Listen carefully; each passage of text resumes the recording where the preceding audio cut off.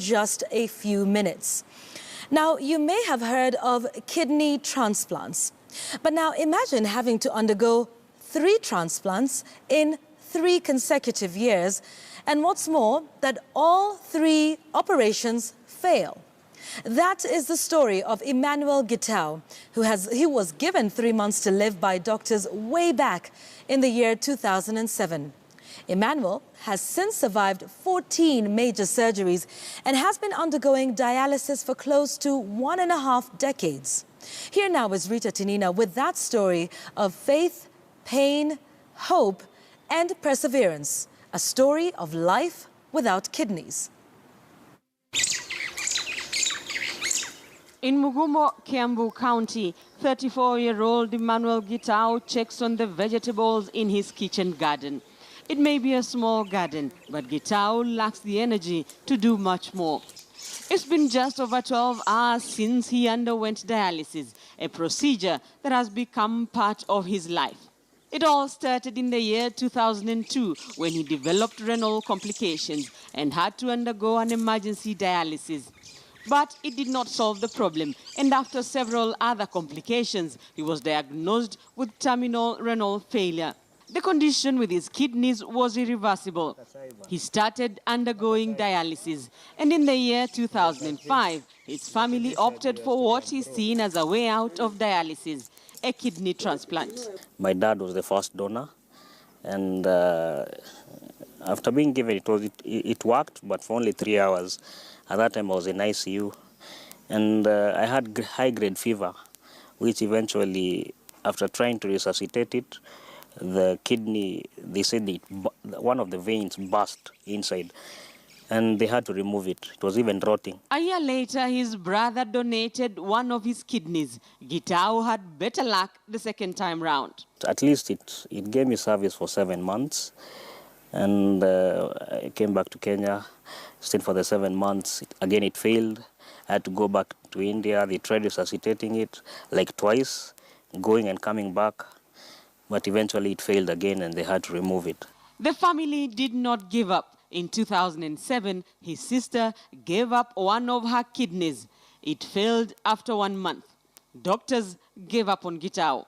After that, they even prepared me for death, telling me that I have only 3 months to live, back 2007. But I thank God because I told them it's only God who knows my fate. 9 years down the line, he is still alive, living on faith and hope. We just let God be God in everything. You do your part.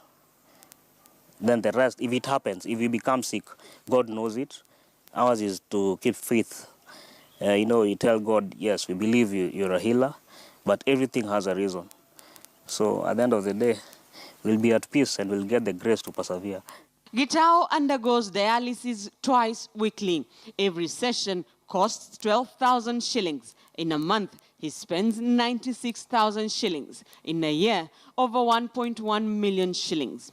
In that journey, he says, God, his parents, his family and friends have seen him through. Every challenge you're given, God gives a solution. And the first solution is that he has given me very great parents, siblings, very caring. His father, who donated a kidney in 2005, died in 2015 after his remaining kidney failed.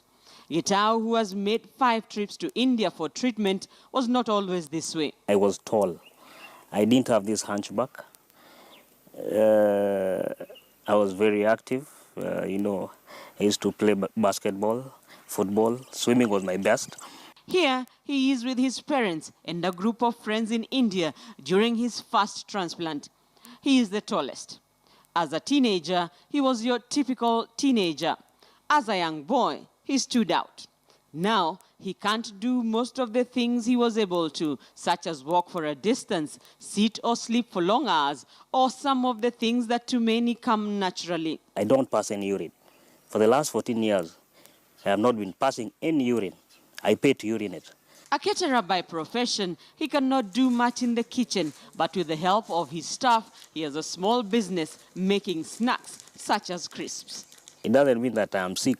I'll have to sit down and you know, I just become a parasite initially. You know, small effort and God does the rest.